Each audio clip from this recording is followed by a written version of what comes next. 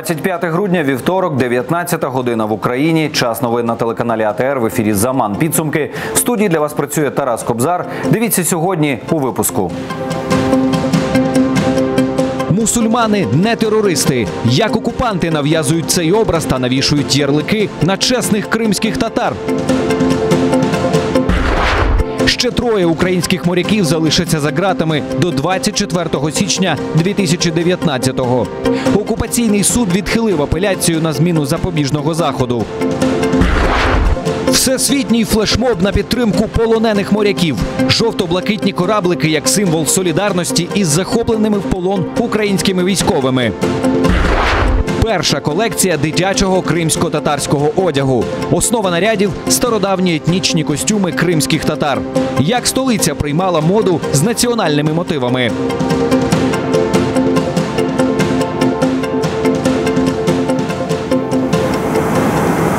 Тепер вже 15. Ще 5 українських моряків, яких росіяни захопили на Азові, залишили за ґратами. Так званий Верховний суд Криму відхилив апеляції В'ячеслава Зінченка, Андрія Шевченка, Володимира Лісового, Сергія Чуліби та Андрія Драча. Щоправда, усім суд зменшив терміни тримання під вартою на 1 добу до 24 січня. Раніше аналогічні рішення були ухвалені щодо 10 військовополонених. Завтра окупаційний Верховний суд розглядатиме справи ще 5 українських моряків. Суд Крыма, так называемый, внимание не принял ни один довод, что они военнопленные, что иные какие-то обстоятельства, которые препятствуют нахождению их под стражей. Вот. Все под копирку, как в отношении предыдущих моряков вынесены эти решения, вот, что в принципе было ожидаемо. Нагадаю, 5 листопада росіяни атакували в Чорному морі 24 українських військових. 2 українських кораблі, катери і рейдовий буксир ФСБшники таранили і обстріляли. 3 моряків поранили. В анексованому Криму їх заарештували на 2 місяці і відправили в московські СІЗО Лефортово і Матроська Тишина. І на підтримку українських військовополонених моряків в соцмережах стартував флешмоб «Жовто-блакитний кораблик» на ялинку. Всесвітній рух патріотів України звернувся до всіх українців і друзів України висловити солідарність із захопленими українцями, прикрасити свої будинки і новорічні ялинки жовто-блакитними паперовими корабликами, потім викласти у соцмережі світлини. Акція триватиме до 7 січня наступного року. Завдяки українцям, які живуть в Європі, нашу ініціативу підтримали інші діаспори. Сподіваємося, що вона буде здійснена і проведена так, як слід. Вимагаємо звільнення українських моряків, висловлюємо свою підтримку їхнім родинам, їм самим, сили їм, мужності їм. Тримайтеся, хлопці, і ви не одні. Оце все, що ми хотіли би передати нашим морякам. Суд у справі кримського журналіста і блогера Нарімана Мемедемінова не відбувся. Про проведення судового засідання саме сьогодні адвокату Емілю Курбідінову повідомили телефоном ще кілька днів тому. Втім, коли захисник прибув до будівлі суду, виявилось, що в графіку роботи справа Мемедемінова відсутня. Чому окупаційна влада про це не повідомила адвокатів Нарімана, залишається загадкою. Захисники Мемедемінова назвали таке ставлення до них проявом відвертої неповаги. Вся проблема в том, что по звонку все это делается за день, за два. Ни мой подзащитный, ни адвокат, то есть каких-то письменных уведомлений не получает, а лишь по звонку приходится прибегать на судебные заседания. Нагадаю, громадського журналіста та блогера Нарімана Мемедемінова силовики окупованого Криму затримали в березні цього року. Йому закидають публічні заклики до тероризму через інтернет. Підконтрольний Кремлю суд залишив журналіста за ґратами до 18 лютого наступного року. Вони терористи і мріють повалити конституційний лад Великої Росії. Так, завдяки зусиллям пропагандистських телеканалів про усіх кримських татар думають росіяни і прихильники руского міра в окупованому Криму. Нелюдський вирок Енверу Мамутову, Рустему Абільтарову, Зеврі Апсеїтову і Ремзі Меметову 44 роки колонії суворого режиму на 4 вкотре демонструє – Росія готова запроторити за ґрати абсолютно невинних людей, аби ще хоч хтось окрім них повірив у вигадку про тероризм терористів кримських татар. Чому всі їхні зусилля будуть марними, розкаже наша Тетяна Сулій. В Крыму задержали экстремистов, организовавших ячейку запрещенной в России террористической организации «Хизбут Тахрир». В Криму задержаны 4 учасника запрещенной в Росії терористичної організації «Хизбут Тахрир». Так Росія вже 5-й рік поспіль, здебільшого з екранів пропагандистських медіа, героїчно бореться із міфічним тероризмом в Криму. Тут про нього нічого не чули до 2014-го, та релігійна організація «Хизбут Тахрир» раптом стала екстремістською тільки після того, як Путін благородно прихистив вкрадений в Україні півострів в родной гавані. На роль головного лиходія у Білокам'яні обрали кримських татар. Тут свято вірять. Корінний народ Криму, мусульмани, обов'язково тримають вдома зброю та мріють повалити конституційний лад Росії. Аби хоч хтось, окрім них, повірив у цю вигадку, окупанти влаштовують показові судилища над кримськими татарами. Щоб запроторити котрогось із них за грати, їм не потрібні ані докази, ані свідки. Черговими жертвами російського псевдоправосуддя напередодні стали Енвер Мамутов, Ростем Абільтаров, Зеврій Апсеїтов і Ремзі Меметов. Терористами назвали звичайного будівельника, кухаря, стоматолога і продавця мобільних телефонів. В мировой тенденции есть такая своего рода борьба с терроризмом. И когда Россия уничтожает, борется с неугодными для нее людьми под лекалами борьба с терроризмом, она рассчитывает на то, что мировое сообщество, оно же не знает, кто это Энвер Мамутов, не знает, кто там Рустем Абильтаров и все остальные осужденные наши соотечественники. Ну, она ее оклеймит и сделает, что это мы с террористами боремся. Мусульмани не терористи. Так, на вчорашній нелюдський вирок 17 років колонії суворого режиму для Енвера Мамутова і по 9 для Рустема Абільтарова, Зеврі Апсеїтова і Ремзі Меметова реагували на материковій Україні і в окупованому Криму. З російського телевізора цю новину подавали під зовсім іншим соусом. По выводам следствия, в декабре 2015 года гражданин Узбекистана Энвер Мамутов сформировал в городе отделение террористической организации. К участию он привлек 2 своих сограждан и жителя Таджикистана.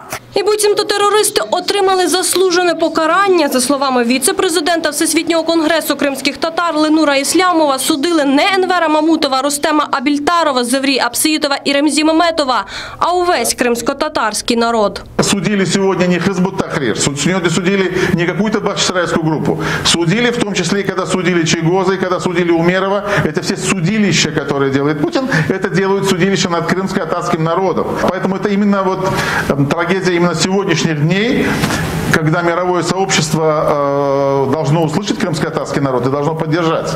44 роки неволі на 4 кримських татар були не за вигаданий самими ж окупантами тероризм. Їх один за одним запроторюють за грати, бо найбільший страх Путіна – народ, який так і не скорився його волі. Російські окупанти, Москва, вона намагається тепер показати кримських татар як ісламських терористів. Мовляв, ми не воюємо з кримськими татарами. Ні, ми їх любимо, але серед них є терористи.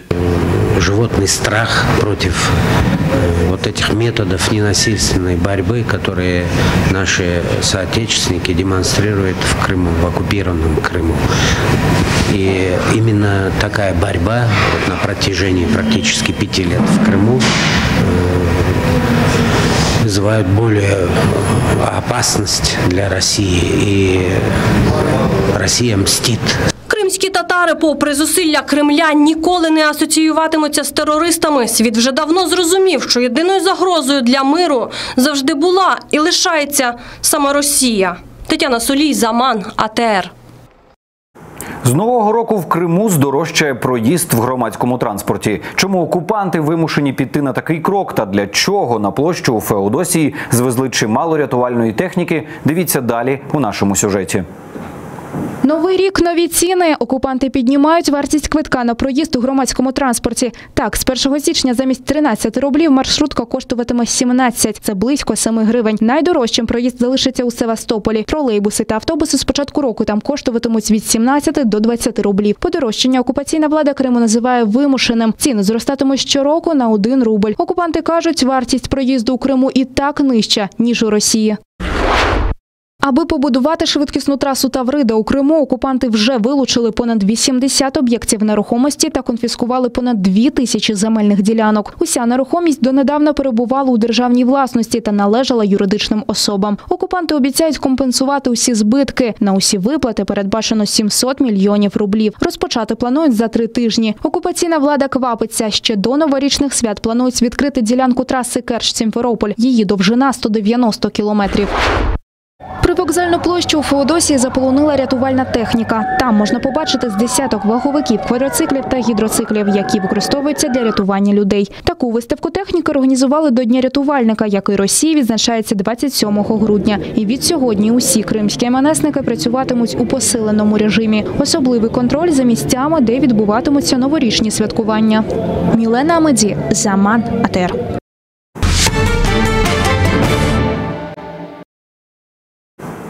Загострення на фронті. 3 українських військових поранені за останню добу на Донбасі. Окупанти посилили обстріли по всіх напрямках. Більше 20 разів гатили по позиціям українських військових. 7 разів застосовували озброєння, заборонене Мінськими угодами. З початку цієї доби обстріли дещо вщухли. Окупанти тричі обстріляли позиції українських військових. 1 боєць поранений.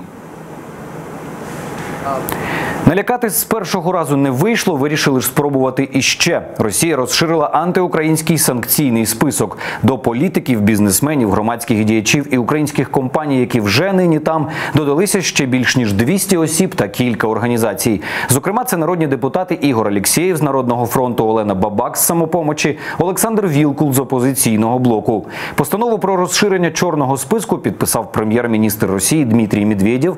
Як пояснив у своєму твіттері, запроваджують санкції задля захисту інтересів держави. Економічне обмеження проти України Росія запровадила 1 листопада. До чорного списку потрапили 68 компаній, 322 українці, поміж яких спікер парламенту Андрій Парубій та керівництво адміністрації президента. Усім пригрозили заморозити активи на території Росії.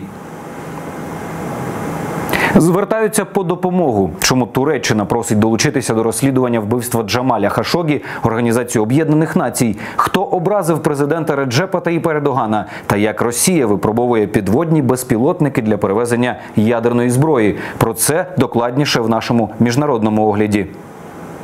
Туреччина готова до радикальних заходів. Долучитися до розслідування вбивства журналіста Джамаля Хашогі просять Організацію Об'єднаних Націй. Вже зараз Анкара закликає Саудівську Аравію поділитися з ними інформацією, яку вдалося дістати Ер-Ріяду. Зокрема, там досі не розповіли, куди ж поділося тіло журналіста. Залучення до розслідування міжнародної спільноти могло б стати додатковим інструментом тиску на саудитів. Джамаль Хашогі неодноразово критикував владу Саудівської Аравії. Він зник 2 жовтня, коли зайшов у консульство країни в Стамбулі. Турецькі слідчі вважають, журналіста вбили, а тіло розчленували.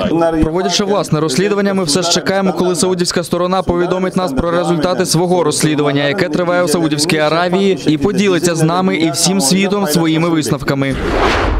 Поплатилися за гострий язик. 2 турецьких актори тепер у суді мусять пояснити, чому публічно ображали президента Реджепа Таїпа Ердогана і ставили його постать поруч з фашистами. Метін Акпінар та Мюждат Газен в ефірі одного з телеканалів заявили, що якщо в Туреччині не запанує демократія, то лідера країни треба повісити за ноги чи отруїти, як це робили з іншими диктаторами. Ердоган за такі слова пригрозив акторам судом і свого слова дотримався. Поки справу розслідують, опонентам президента заборонили виїжджати з країни. Тестують Посейдон. У Росії стартували підводні випробування безпілотного апарату, котрий здатен переносити ядерні боєзаряди. Працює він від ядерної енергетичної установки. Всі деталі випробувань тримають в таємниці. Такі апарати на озброєнні російської армії мають з'явитися до 2027 року. Посейдон зможе під водою переносити ядерні боєзаряди для знищення військово-морських баз противника. Анна Макаренко, Заман, АТР. Країну засипає снігом. Майже 130 населених пунктів залишилися без світла в Україні через негоду. Найбільше у Дніпропетровській та Кіровоградській областях. По всій Україні сьогодні сніг та сильний вітер. На Полтавщині через негоду скасували половину автобусних міжміських рейсів. В столиці на дорогах працюють майже 400 одиниць снігоприбиральної техніки.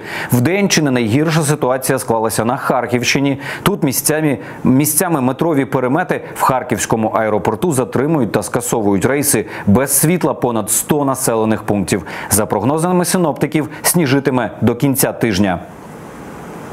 Число жертв цунамі в Індонезії збільшується. Рятувальники прочісують узбережжя та прилеглі поселення і знаходять все нові й нові тіла. Зараз загиблих, за офіційними даними, вже 429. Травмованих майже 1500, місцеві лікарні переповнені. Особливо в тих регіонах, які постраждали від стихії найбільше. Це район Зонської протоки, острови Суматра та Ява.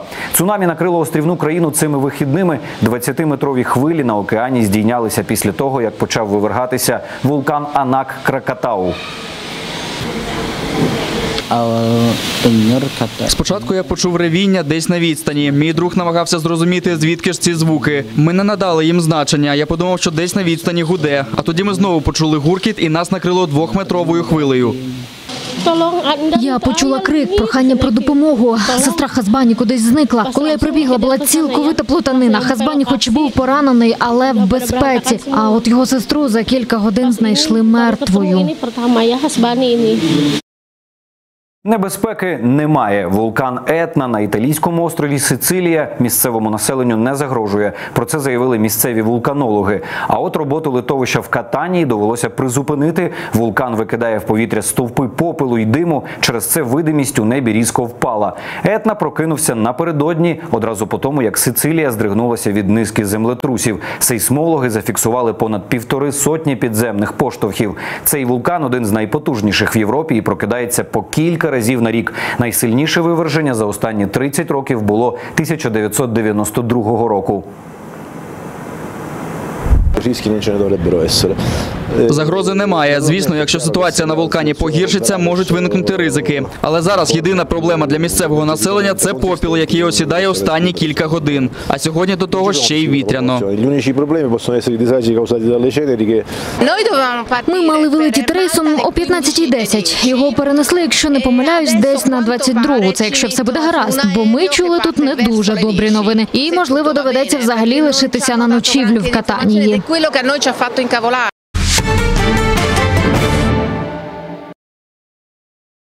Кримсько-татарські візерунки та костюми за старовинними ескізами. В столиці презентували першу колекцію кримсько-татарського дитячого одягу. Вона має назву «Гузель Кхерим». Авторка колекції – дизайнер Каміла Саадат.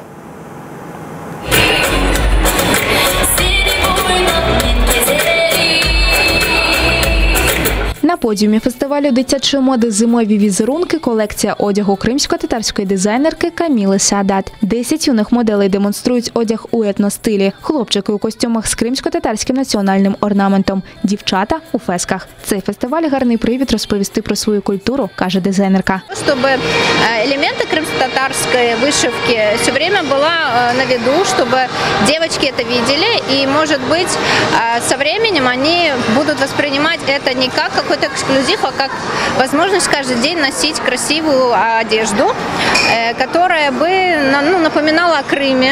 До того, як створити колекцію, Каміла Саадат кілька років збирала фотографії та ескізи старовинних костюмів у фондах та музеях півострова, змальовувала та відтворювала. Этот халат или пальто, да, это точная копия, я видела ее в музее в Симферополе. Орнамент полностью я повторила. В нашем народе очень большое значение имело влияние чужого глаза на людей, да, то есть и я вижу в этом какие-то, наподобие кузьминчак или какие-то отвлекающие такие элементы, которые охраняют носителя этой одежды. Моделі Каміли Саадат з велюру, шифону та фатіна, аби досягнути схожості з національними костюмами і водночас зробити одяг зручним для дітей. Її колекція «Гузель Кхерим» прийшлася до вподоби маленьким моделям. Мені подобаються вот эти вот браслеты, потому что они такие розовые, у них такие узоры красивые. Я бы одела на какой-то праздник. Мне очень нравится в моем платье кружева. Они придают такому платью воздушности, такой нежности. Мне очень нравятся черные и розовые цвета. Это мои любимые, и поэтому я очень с удовольствием ношу эти платья. Оцінило колекцію і журі фестивалю. «Гузель Кхерим» отримало перше місце у номінації «Етностиль». Все очень красиво смотрится и очень соответствует и детям, и настроению, и нашей тоске по Крыму. Наконец-то девочки узнали, как называется головной убор татарский. Камила нам рассказала, что означает каждая вышивка. Она познакомила, конечно, нас с крымско-татарской культурой, мы этому очень рады. Наступного року Каміла сподівається презентувати ще одну колекцію і хоче, аби елементи кримсько-татарського національного одягу стали популярними і в дитячій моді. Вікторія Аблязова, Санамінов, Заман, АТР. Дивіться телеканал АТР в двох форматах – SD та HD. Формат HD залишається на тому ж супутнику Astra, а от формат SD з 10 січня переходить на супутник Amos. Якщо ви маєте HD-тюнер, ви залишаєтесь на супутнику Astra, але обираєте в меню пункт ATR HD. Якщо спеціального тюнера немає, ви маєте перелаштуватися на супутник Amos та продовжувати дивитися нас у форматі SD. Це всі новини на цю мить. О 20-й дивіться підсумковий випуск «Заман» кримсько-татарською з Шевкетом Наматулаєвим. Інформаційний вечір на АТР триває. Далі дивіться програму «Акшам» з Любомиром Ференцем. Гість студії Богдан Яременко, голова фонду «Майдан закордонних справ». Говоритимуть про розширення Росією антиукраїнських санкцій. Більше новин шукайте на нашому сайті та в мобільному додатку телеканалу АТР. Дякую, що довіряєте, і побачимось.